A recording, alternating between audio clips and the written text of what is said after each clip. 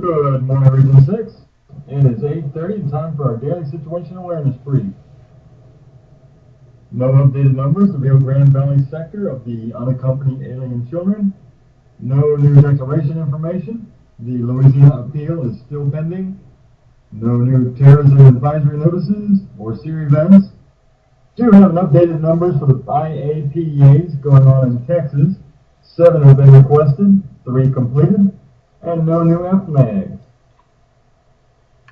There we go. We'll go to the map, and these dark red pink ones are the IAPEAs. There's 3 down, or excuse me, 6 in the southeast part of Texas, and 1 up in central Texas. And the lighter shades are the government proclaimed emergency declarations. Now we'll go to the map. The big map. First of all, I have nationally and regionally, we're all at level 4, the RRCC and the NRCC.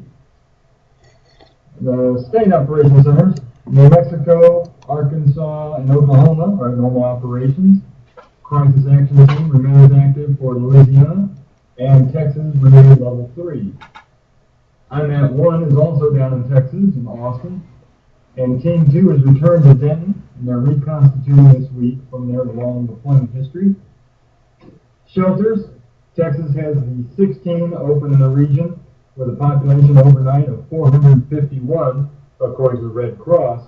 The Texas State SITREP will likely have different numbers, updated numbers from that. No significant power outages across the region. Louisiana has 4,600, they lead the pack. That is down from 5,700 overnight. And before I turn it over to Brian, I will take a quick look at these wildfires. The one here in Texas, New Mexico border, is currently about 13,600 acres. And in New Mexico, the most eastern fire is 12,500 acres.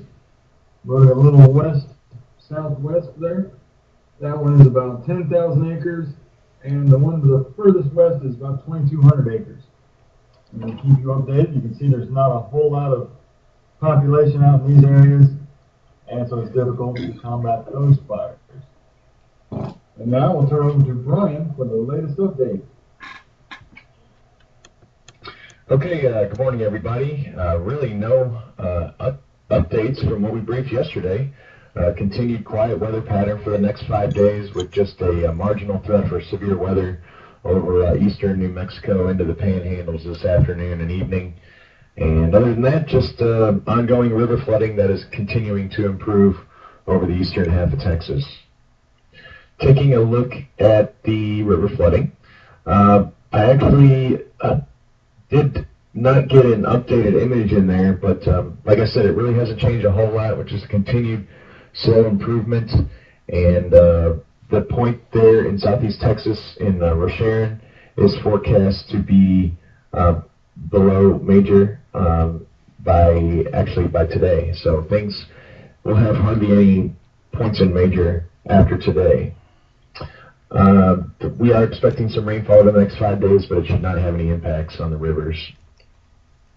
Taking a look at the next 5 days, the only impacts are the marginal risk of severe storms this afternoon, isolated activity, primarily damaging winds and hail, and other than that, nothing really to speak of other than the ongoing river flooding.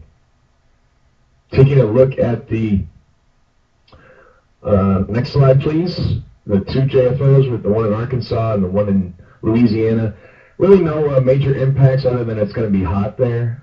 We are going to have temperatures warming into the mid 90s in Arkansas and lower 90s down in Louisiana, and the heat indices are going to be even warmer than that. It's going to start to get pretty humid. We will have increased chance for showers and thunderstorms this weekend, but none of that activity looks severe or flooding chances with that, so not too bad.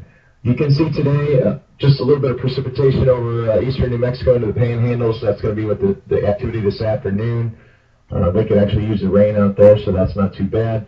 And then we do have a little bit of rainfall that's enhanced along the Gulf Coast area of Louisiana and then the upper Texas coast, and that'll be primarily this weekend that we'll see increased chances for showers and thunderstorms there. Not expecting any flooding with that activity. That should be spread out over the weekend. And taking a look at the updated drought monitor, it was updated this morning. That image is updated. Really no changes for the most part. We did see a little bit of improvement over in New Mexico. We continue to see no areas in D3 or worse across the region, so that's good news there. Tropics are quiet, space weather's quiet, and that's all I've got unless there's any questions. All right, thank you, sir. Have any questions for the National Weather Service, please type in the chat window or speak up if you're on the phone. And with that, I will go back real quick here to remind everyone of the objectives for the current Texas flooding situation. Those are attached to the slides that are down in your file share section of Adobe Connect. And let's see if we can move forward. Maybe. And I apologize for the delay. Adobe is running a little bit slower than normal today. There's a look at the internal events going on today. I'd like to point out National Earl Day. So Earl Armstrong, today is your day. Enjoy it. And a trivial question for the day, how is wind measured? Wow, Fife spoke up first for a change. Thank you, sir. Alright, we have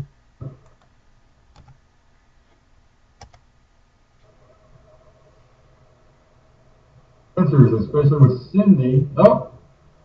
Anywho, carefully is the key word there, especially New Mexico, where they have the wind change.